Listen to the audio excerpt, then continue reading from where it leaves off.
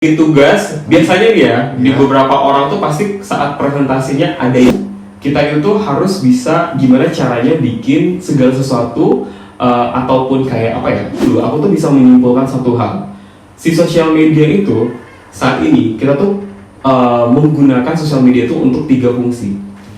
Fungsi yang pertama adalah public relation, fungsi kedua sangat apa ya, sangat mengagumi servisnya mereka di operasional. Ketika kita sedang naik maskapai ini, itu benar-benar aku sangat mengagumi, sangat bagus banget. Nah, tapi apa yang aku alami ketika aku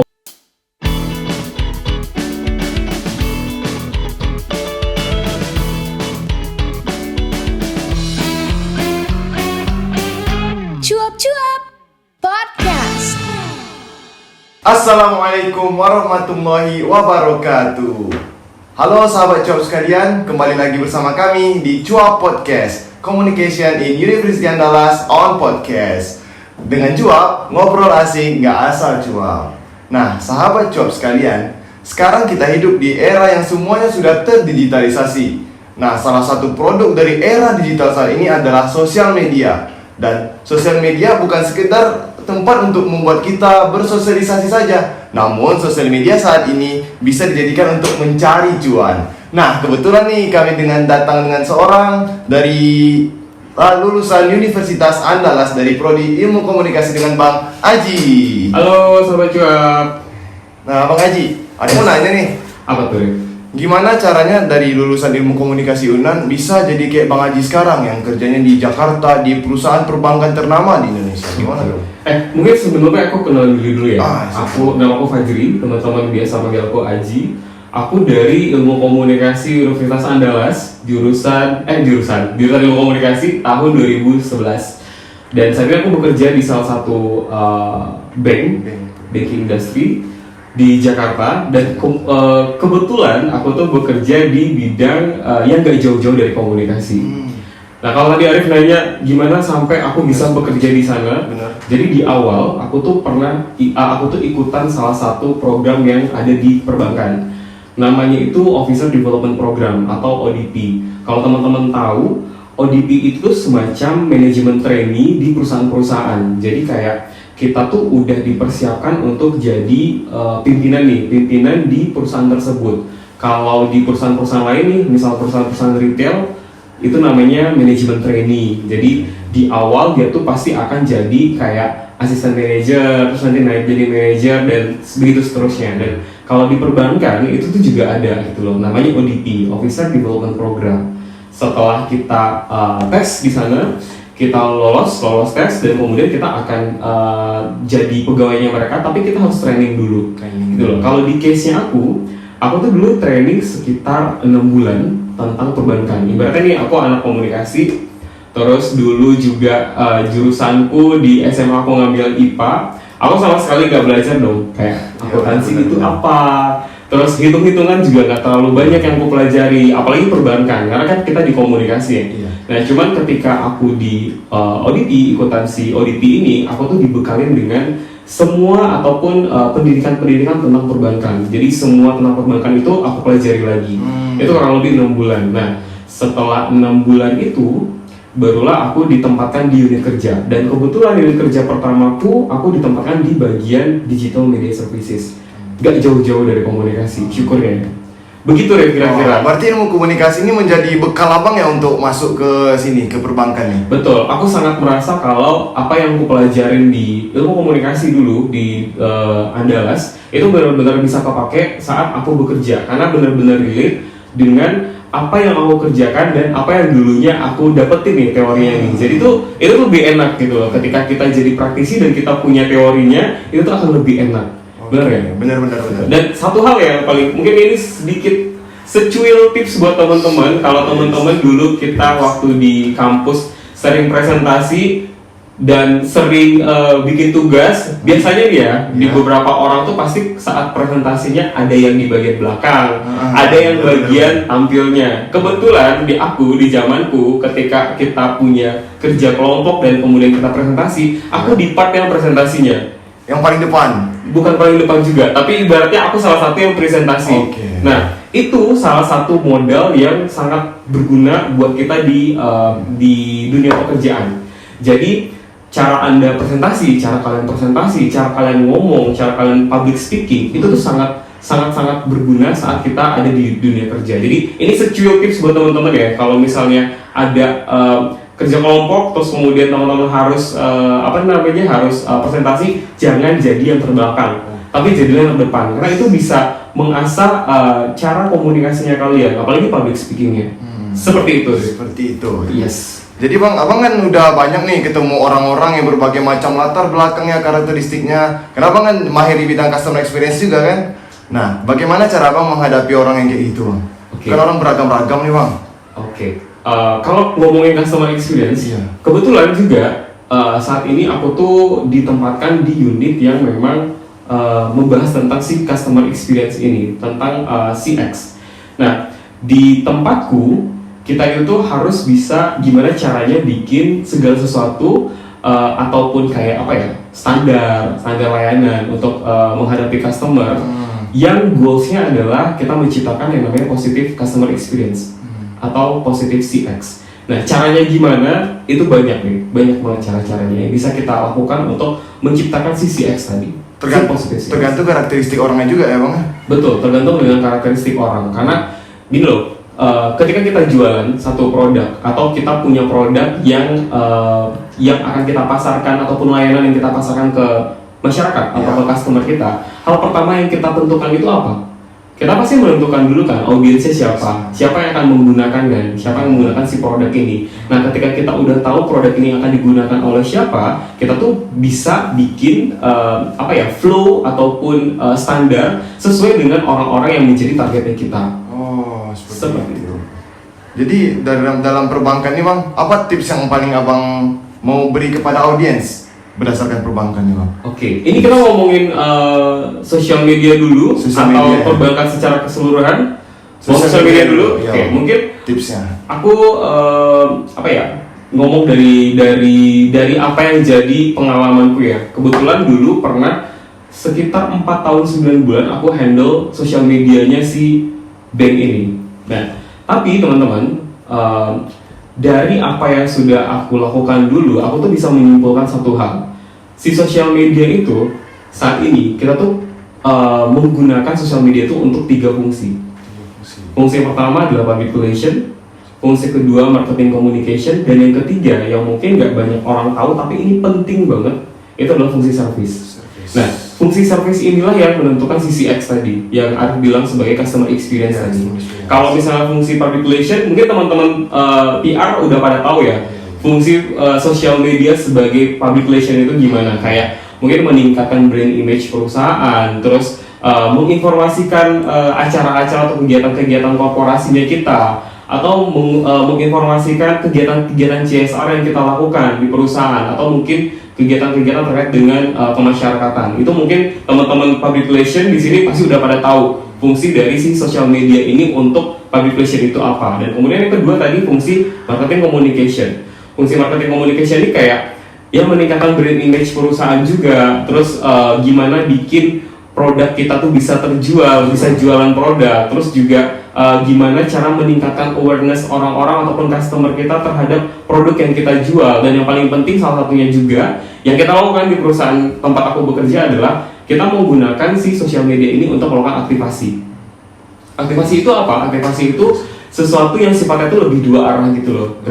Misal nih kita ngadain tebak-tebakan yang ada hadiahnya, itu tuh part of aktivasi. Dan si aktivasi ini sebenarnya adalah fungsi dari marketing communication yang kita lakukan di sosial media. Dan yang ketiga, tadi yang aku bilang fungsi yang gak kalah pentingnya itu adalah fungsi service atau pelayanan, di mana kita memberikan layanan kepada customer kita melalui sosial media kita. Dan apa aja yang biasa kita lakukan, Dev? Biasanya kita bonding hubungan antara perusahaan dengan customer. Sederhananya gini, untuk si fungsi service di sosial media ini, kamu punya sosial media nggak? Pasti punya dong, Bang. Kamu pernah nggak merasakan ataupun dapat experience yang buruk dari sebuah perusahaan? Pasti. Tempat kamu membeli produknya mereka? Pernah. Kamu pernah share nggak di sosial medianya mereka? Pernah juga. Mereka ngebales nggak? Enggak. Nah, itu fungsi sales. Ketika kamu nggak membales satu orang nggak dibales, itu tuh akan bisa jadi bumerang buruk untuk perusahaannya sendiri. Kenapa? Karena gini loh, ketika orang itu kecewa, ketika mereka kecewa dengan satu produk, mereka tuh harus segera kita tangani. At least kita selesaiin dulu problem si satu orang ini. Ini belum kita ngomongin komplain si satu orang ini dilihat oleh banyak orang. Sosial media itu ibaratnya tuh tempat umum, teman-teman.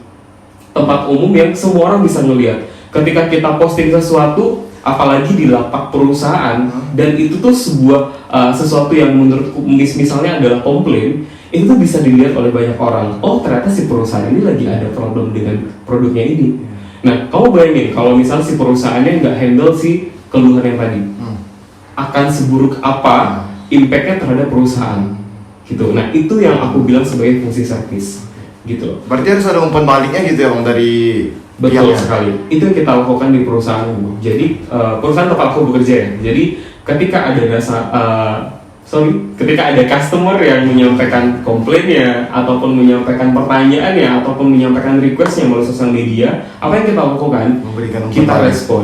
Betul. Kita respon apa yang menjadi pertanyaan ataupun keluhannya mereka.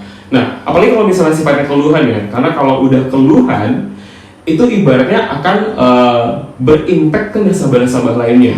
Kayak gini deh, kita mau beli sesuatu di online shop atau di marketplace lah. Kita mau beli sesuatu nih. Hal pertama yang kita lihat tuh apa? Reviewnya. Iya. Kalau review mereka banyak yang jelek, mungkin nggak kita beli.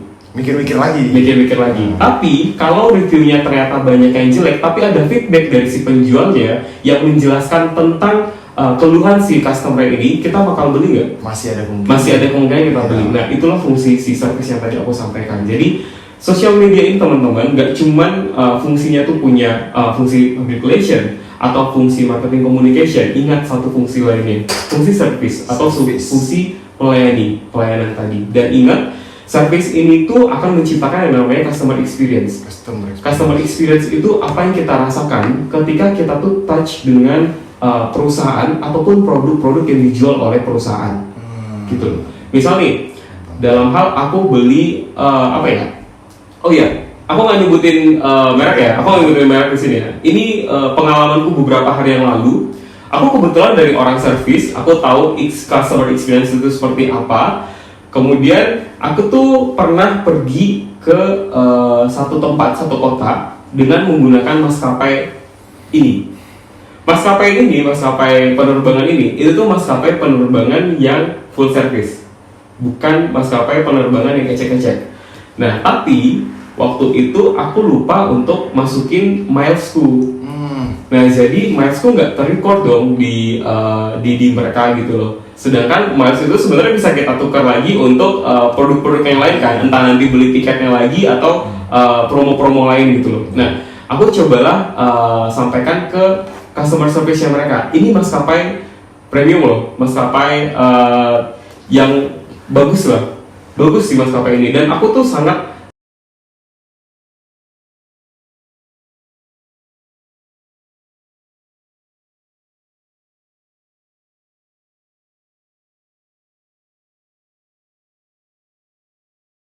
komplain ke emailnya mereka. Aku kirim boarding passku. Dan kemudian aku kirim ke mereka, ini boarding pass saya tidak mendapatkan miles dari boarding pass tersebut. Nah, tapi kemudian aku dijawab apa coba ya? Aku dijawab, mohon maaf Bapak, boleh diinformasikan nomor tiket yang Bapak punya? Itu experience yang buruk bukan buat aku. Pasti buruk. Ibaratnya tuh aku udah ngasih boarding passnya di sana. Kalian bisa ngeliat sendiri kan, di situ ada nomor tiketku dan kalian bisa ketik aja gitu loh. Ini malah ditanya lagi. Aku bales lah, loh saya kan sudah mengirimkan nomor tiket saya sebelumnya, boarding pass saya sudah saya kirimkan dan di situ ada nomor tiketnya. Kenapa nggak bisa dicek di sana dulu? Terus saya sampaikan kalau kayak gini caranya kalian itu bisa bikin customer experience-nya jelek loh buat customer kalian. Nah, kemudian mereka balas lagi coba, tahu lah apa? Enggak. Mohon maaf Bapak, untuk boarding pass yang Bapak sampaikan blur. Padahal aku tuh ngirim waktu itu dari laptopku, aku ngirim boarding passnya dari laptopku, dan kemudian aku buka si email balasan mereka tuh dari handphoneku, dan aku buka lagi attachmentnya, itu bener-bener jelas kelihatan si attachment itu, gitu loh. Nah, di sini kita bisa tahu customer experience itu benar-benar sangat sangat menentukan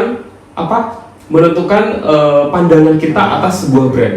Nah, untuk brand yang satu ini, menurutku untuk dari sisi pelayanannya mereka, dari sisi operasionalnya mereka, ketika kita naik maskapainya itu udah bagus banget. Tapi ternyata dari servisnya gimana? Wah, servisnya ternyata kurang banget, gitu loh. Apa yang aku lakukan saat itu, ya aku sampaikan ke orang-orang sekitarku, gitu loh. Dan mungkin buruk-buruknya nih, kalau misalnya kita dapat pengalaman seperti itu, mungkin kita bisa share aja ke sosial media kita, yang lain, gitu loh. Akan sebanyak apa orang yang terinformasi bahwa ternyata pengalaman ataupun service dari si maskapai itu nggak sebagus itu. Padahal sebenarnya mereka bagus, benar kan? Nah, itulah pentingnya CX tadi nih. Kenapa fungsi service ini tuh adalah salah satu fungsi yang menurutku tuh harus benar-benar diperhatikan oleh orang-orang yang punya ataupun yang jual produk ataupun layanannya mereka. Termasuk teman-teman, kalau misal teman-teman punya online shop atau teman-teman punya akun di toko merah atau toko oranye atau toko hijau, itu teman-teman harus benar-benar memperhatikan komen dari si customer kalian. Kalau misalnya customer kalian ada komen buruk, segera kalian tanggapin, kasih umpan balik. Betul, kasih feedback terhadap si komplain-komplain tadi. Seperti itu deh, kira-kira tips dari aku ya. Iya, baik Bang. Ini kita sudah selesai bahas pelayanan nih Bang. Okay. Nah, jadi kalau misalkan customernya udah mendapatkan pelayanan yang baik, nah dia kan mengimplementasikannya tuh. Nah, apabila dia terjadinya kecurangan-kecurangan Bang dalam implementasiannya, ibaratkan dia bertransaksi di bank, nah tapi dia nggak yakin datanya ini aman atau enggak Bang. Jadi kayak mana tips untuk mengetahui data-data dia itu aman Bang dalam bertransaksi? Baik, thank you ya Ref ya. Mungkin ini juga sekalian aku di sesi kali ini aku bisa memberikan sedikit edukasi buat teman-teman tentang keamanan data ataupun keamanan transaksi perbankan. Sekarang itu tuh belanja online itu salah satu yang jadi udah keseharian kita kan? Iya benar Bang. Kamu coba dalam 1 minggu ini udah berapa kali check out? 4 kali 5 kali ya. 5 kali. Itu sesuatu yang benar-benar udah lumrah banget dilakukan oleh banyak orang di belakangan ini kan. Nah, semakin tingginya transaksi perbankan teman-teman, transaksi online teman-teman, kemungkinan terjadinya fraud ataupun kecurangan-kecurangan yang dilakukan oleh orang-orang yang nggak bertanggung jawab itu juga semakin tinggi. Nah, di sini sebagai seorang banker, aku juga mau ngasih informasi nih ke teman-teman, mengedukasi teman-teman bahwa ingat untuk selalu jaga data-data rahasia teman-teman dan jangan pernah berikan ke siapapun orang-orang yang mengaku entah dari pihak bank, entah dia dari pihak pembeli kalian, entah mereka pihak dari marketplace-nya. Jangan pernah memberikan informasi apapun yang sifatnya rahasia. Yang pertama, informasi rahasia pertama adalah nomor kartu. Nomor kartu debit atau nomor kartu kredit itu adalah nomor rahasia. Gak boleh kalian informasikan ke siapapun. Yang kedua adalah masa berlaku kartu atau expired date. Nah, di kartu debit kalian, teman-teman pakai kartu KTM-nya juga kartu debit kan sekarang? Ada. Nah, di kartu debit teman-teman atau KTM teman-teman itu ada yang namanya expired date di depan atau masa berlaku kartu. Itu juga adalah data rahasia. Jangan sembarangan ngasih ke siapapun. Dan yang ketiga adalah CVV atau CVC. CVV atau CVC itu adalah 3 angka yang ada di belakang kartu. Oh itu. Jadi kartu debit nih di halaman depannya itu ada nomor kartunya, ada expired date. Kalau misalnya kita balik di belakang itu ada 3 angka, itu namanya CVV atau CVC. Nah, CVV atau CVC ini itu juga adalah data rahasia, gak boleh dikasih tahu ke siapapun. Itu data rahasia ketiga. Yang keempat, data rahasia keempat adalah PIN.